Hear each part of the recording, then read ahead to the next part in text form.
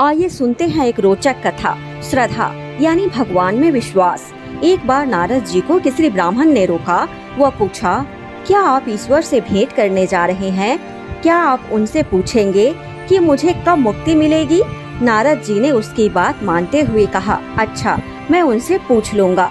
ज्यों ही नारद जी आगे चले, उन्हें एक पेड़ के नीचे बैठा एक मोची मिला। उसने नारद मुनि से उसी तरह पूछा। जब नारद मुनि बैकुंठ लोक पहुँचे तो उन्होंने उन दोनों की इच्छा पूर्ति के लिए श्रीमन नारायण यानी ईश्वर से उनकी मुक्ति के विषय में पूछा। श्रीमन नारायण ने उत्तर दिया, इस शरीर को त्यागने के बाद मोची मेरे पास यहाँ आएगा। तब नारद मुनि ने पूछा, और वह ब्राह्मण? उसे तो अनेक जन्मों तक वहाँ रहना होगा, मुझे पता नहीं वह कब आ पाएगा। श्री नारद मुनि को आश्चर्य हुआ और अंत में उन्होंने कहा, मैं इस रहस्य को समझ नहीं पाया प्रभु। श्रीमन नारायण ने कहा, इसे तुम देखोगे।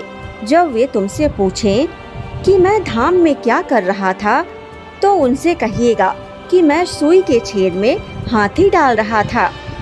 जब श्री नारद मुनि पृथ्वी पर लौटे और ब्राह्मण के पास गए तो ब्राह्मण ने कहा, क्या आपने भगवान से भेंट की?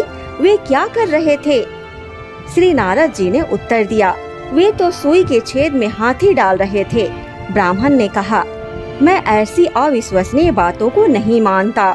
श्री नारद मुनि को समझते देर न लगी कि इस आदमी की भगवान में तनिक भी श्रद्धा नहीं है, इसे केवल कोरा किताबी ज्ञान है। तब नारद मुनि मोची के पास गए। उसने पूछा, क्या आप भगवान के यहाँ से हो आए? कृपया बताइए कि वे क्या कर रहे थे? श्री नारद जी ने उत्तर दिया, वे सुई के छेद में हाथी डाल रहे थे।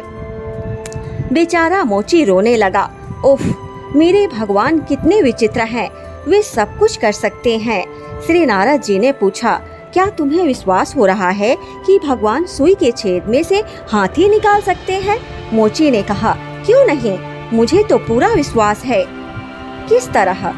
मोची ने उत्तर दिया, आप देख रहे हैं कि मैं इस बरगद के पेड़ के नीचे बैठा हूँ और उसमें से नित्य अनेक फल गिरते हैं और उन फलों के प्रत्येक बीज में इस महान वृक्ष के ही समान एक बरगद का वृक्ष समाया हुआ है।